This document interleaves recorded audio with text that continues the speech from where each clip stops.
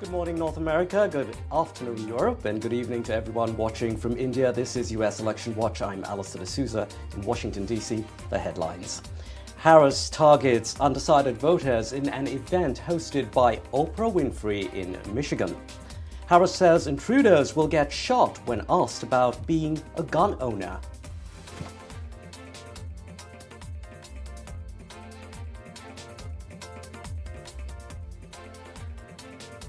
Jewish voters to blame if he loses polls. Trump hits out against Jewish Americans who don't back him.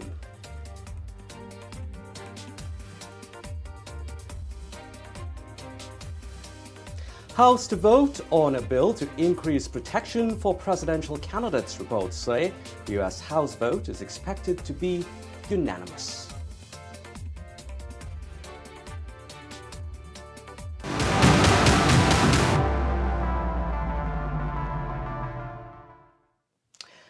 Now, less than 50 days to go, and it's a 50-50 chance on who could win. The focus, therefore, remains on the key battleground states that will decide who gets the White House. And that's where the candidates are and will be. Harris's campaign is focusing on reproductive rights in its rally in Georgia, while Trump returns to the campaign trail on Saturday in North Carolina. Meanwhile, the 2024 voting season has officially kicked off as voters in 3 states can now line up at early polling sites to cast their ballots. Early in-person voting sites open throughout Virginia on Friday, marking the first state to offer voters that option. Now, those early voting sites will remain open until November the 2nd. Also, pen this into your calendars. 10 days to go before the last debate between the Republicans and Democrats before Election Day, most likely. Now, it's the vice presidential debate that we're talking about. Ohio GOP Senator J.D. Vance and Minnesota Democratic Governor Tim Walz will face off each other in a crucial debate on October the 1st. Now, let's get you more on all that. Lots to sum up there. We're joined by our reporter, Benji Haya. He's with us, joining us from Washington, D.C. Benji, a lot going to happen. A busy few days ahead on the campaign trail.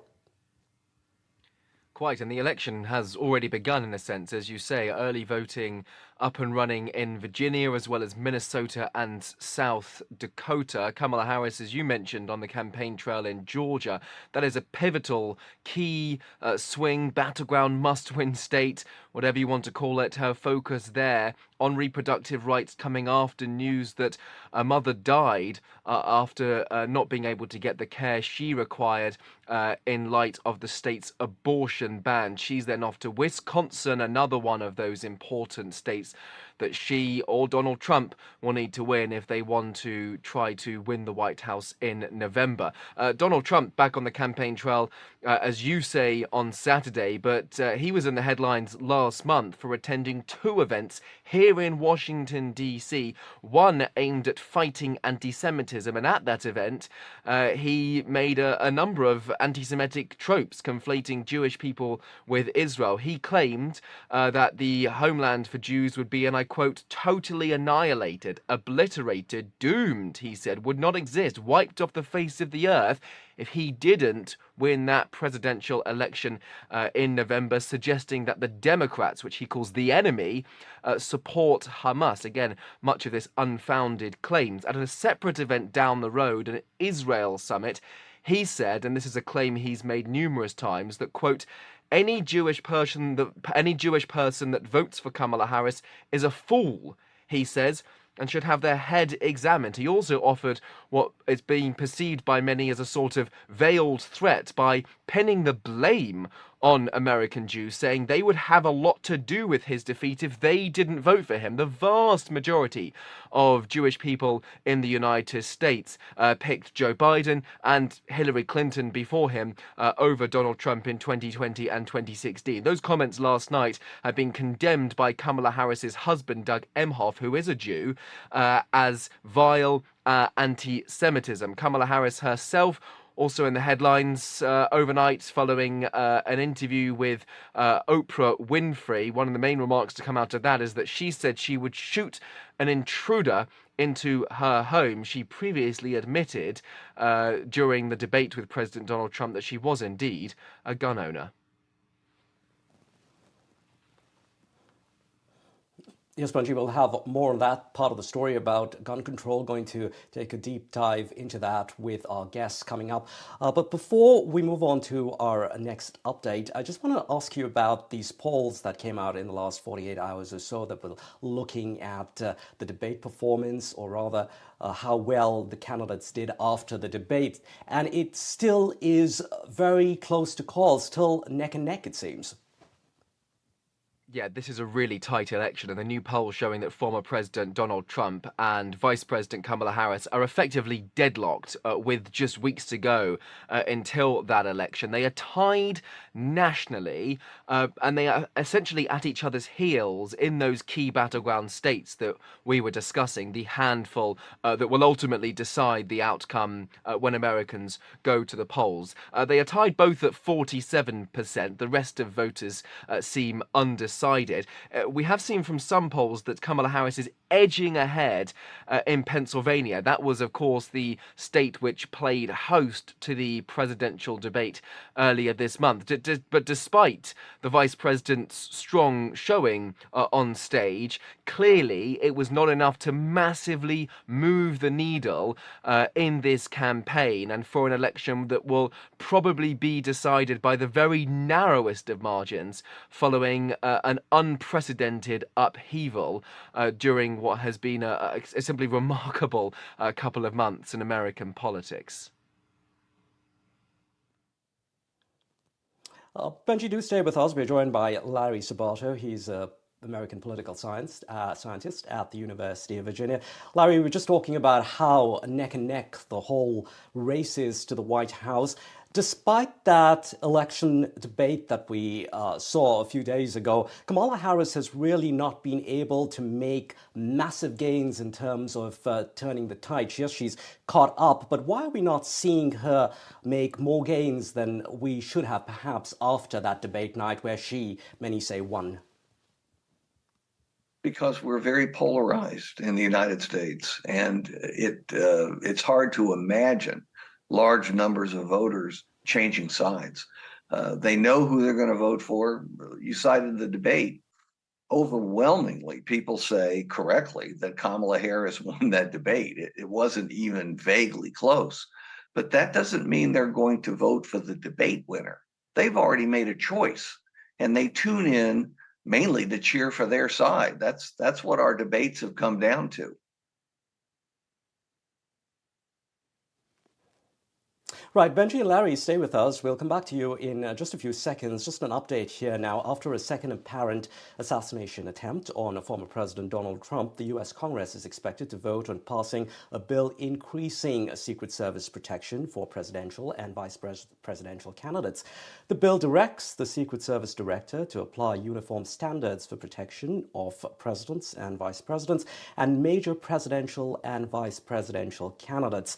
The Secret Service is under scrutiny in Congress after two apparent assassination attempts on Trump, the first on July 13th at a campaign rally in Pennsylvania, and the second on September the 15th at the Trump International Golf Course Club in Florida. Now, facing a backlash, the acting Secret Service director has been pushing for more resources while Congress is seeking to hold the agency responsible. Our reporter Benji Hare still standing by for more, and so is our political scientist Larry Sabato. Benji, so if you could give us a quick update on how this bill is going to go when it's put to vote today.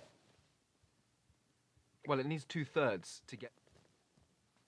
It would mean that if all Republicans supported it, it would need several Democrats to do so as well. It is a Republican-controlled chamber, the party of former President Donald Trump, only very narrowly, but given that threshold, they would therefore need some Democrat support here, although there seems to be some bipartisan backing of this legislation, given, of course, recent events. The thinking, from what we've heard from the likes of the Secret Service, the FBI, is that Donald Trump's security, whilst increased in terms of protection measures following that first assassination attempt, is not at the level that is enjoyed by the likes of Vice President Kamala Harris or President Joe Biden, and that might be the reason why, for example, the gunman just the other week at his golf course was able to get right to the perimeter and try to take aim at Donald Trump.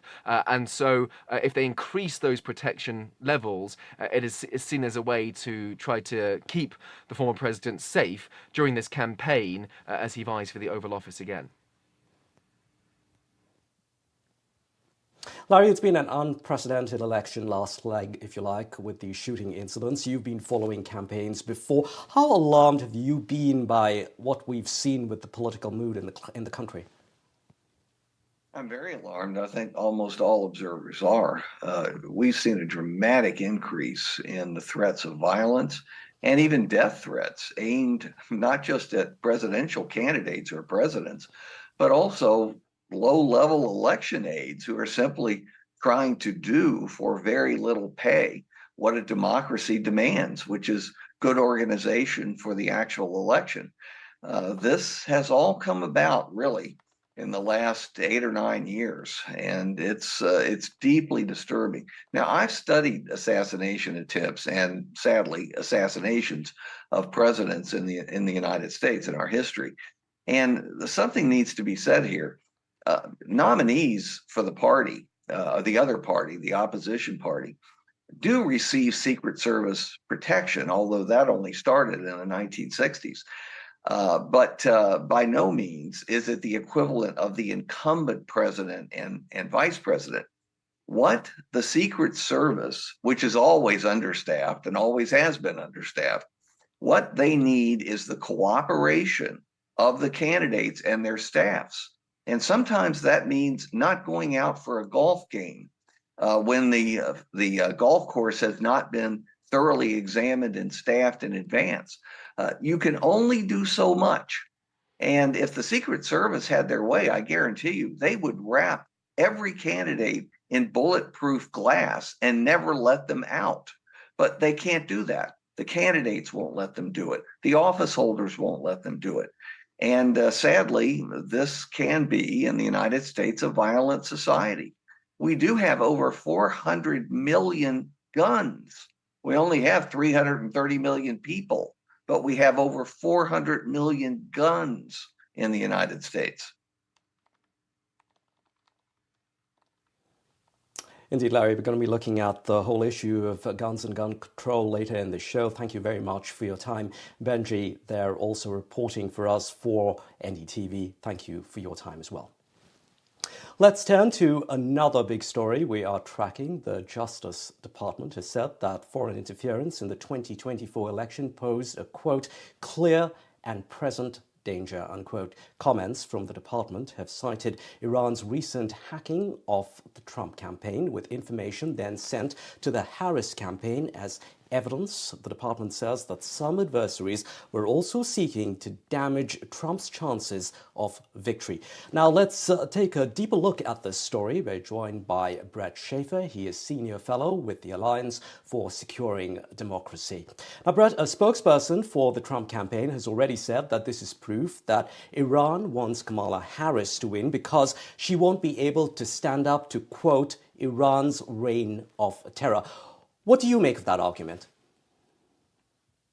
Well, look, I mean, different allies, different adversaries have different political preferences based on the positions of the candidates. So I think it's probably accurate to say Iran would prefer a Harris administration, just as it's accurate to say Russia would prefer a Trump administration. But that really should be irrelevant when we talk about the security of our elections, when we talk about the need to defend our elections against foreign interference. So it really shouldn't be injected into the conversation.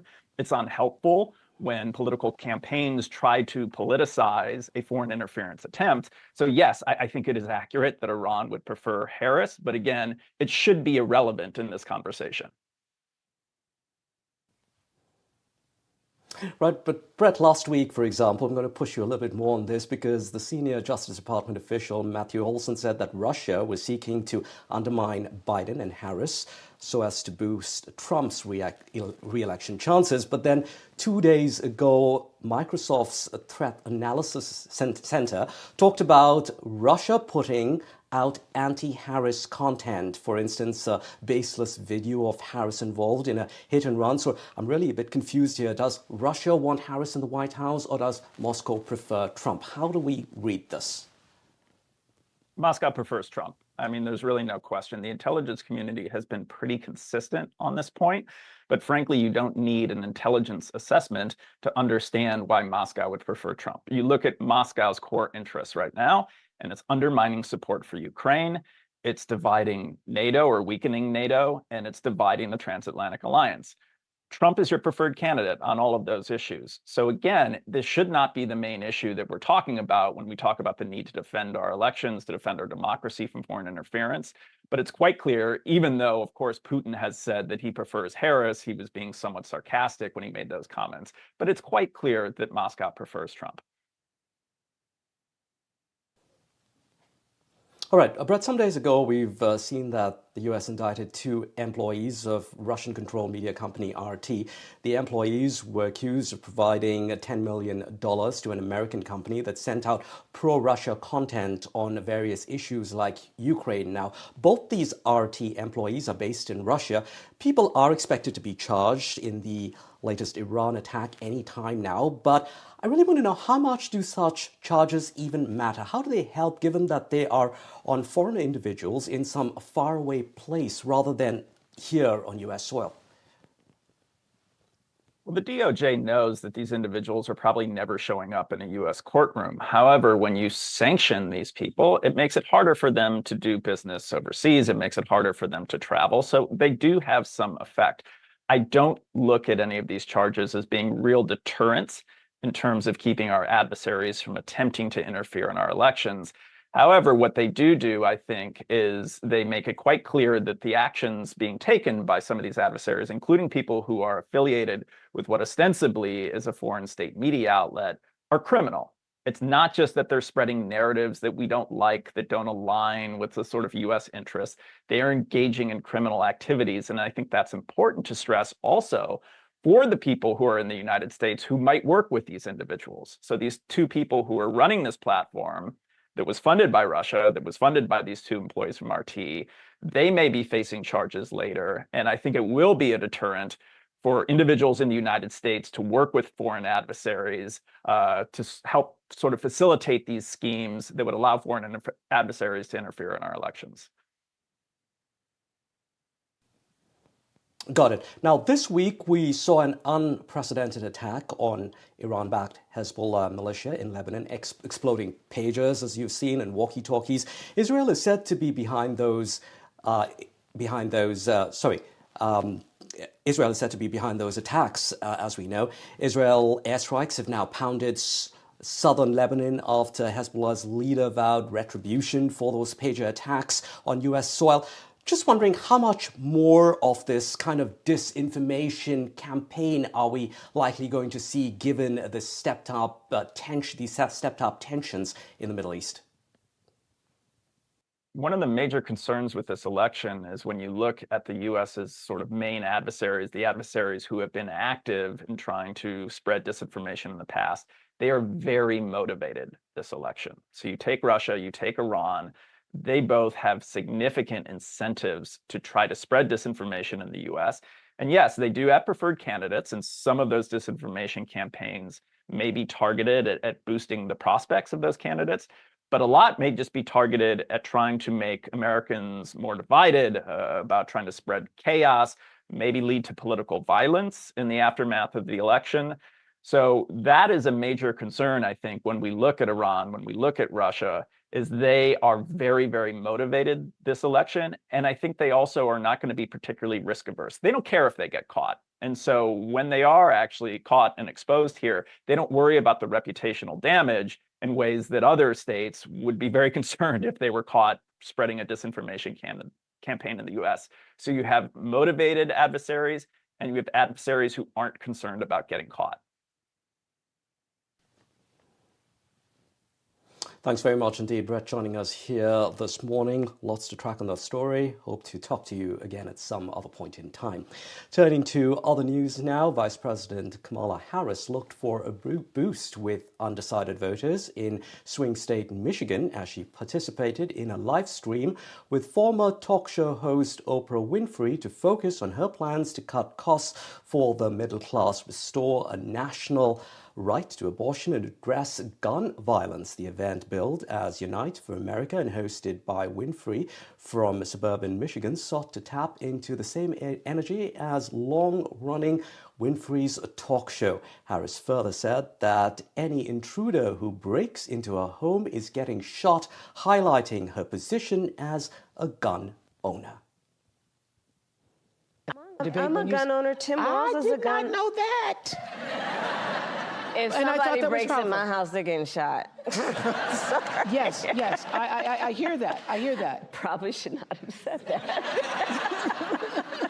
But My staff will deal with that later. All right, for more, we're joined by Sharon Austin. She is Professor of Political Science at the University of Florida. Sharon, we heard Harris there. She talked about owning a gun, but she also went on to stress support for the U.S. Second Amendment, which protects the right to ownership. She was very clear about a ban on assault rifles instead. People might say that she's trying to straddle both sides here. How would you look at what Harris just said to Oprah Winfrey yesterday? I think that she's trying to reassure people who may be hesitant to support her, especially in those battleground states and especially in Pennsylvania, that she is not going to take their guns away.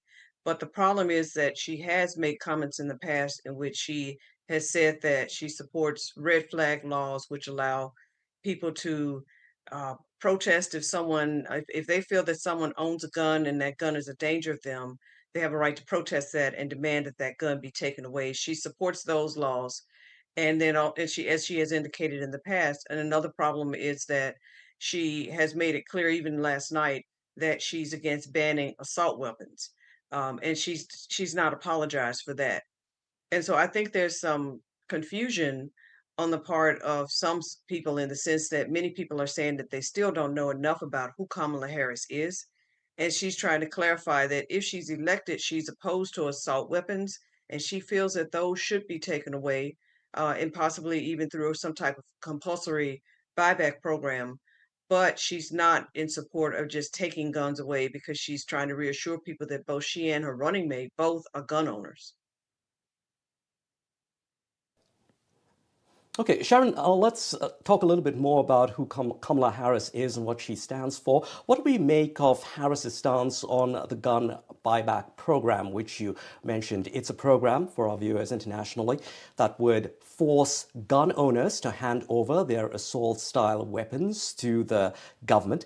Now, in October 2019, Harris said that she supported a mandatory gun buyback program, but now it seems that she won't look at that on a mandatory buyback basis. So how do we see this really? Harris trying to shift more to the center, given all those polls that see her as way too liberal? Right. It's her trying to shift to the center, I think, and also to respond to some of the criticisms that she's received from the Trump campaign as being dangerously liberal.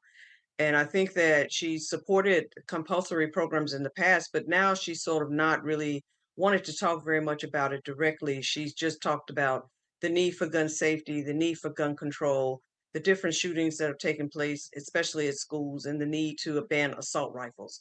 And she even talked about that again yesterday. She's mentioned the need to ban assault rifles several times, but some people see that as somewhat of a flip-flop, because in the past she did say that she supported compulsory gun buyback programs, which would have said that people would have to allow their assault, not so much all of their guns, but their assault weapons to be, bought back. And now she's not saying that she supports it being compulsory now. So she really is vague on that. Right, Sharon, sorry, that's all we have time for, running out of time here. Thanks very much indeed there. This debate on gun control likely not going to go away. We'll take a closer look at that in the coming weeks. And finally, former President Donald Trump told Jewish leaders in Washington that he will be the best friend Jewish Americans have ever had in the White House. During his speech at an event, Trump pledged to be the defender of Jewish Americans if he wins, but also seemed to suggest that if he loses the election, it will be their fault. The former president targeted his speech to Jewish voters, a group he has struggled to win over, repeating that Jewish people who vote for Democrats should have their head examined.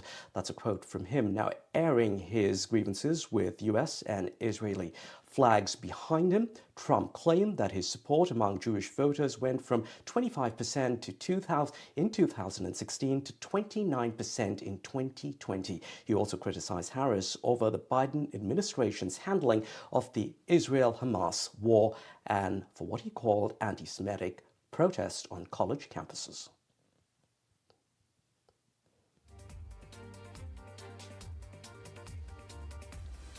And that's all that we have time for here. Thank you for your company here on US Election Watch. I'm Allister D'Souza in Washington, D.C.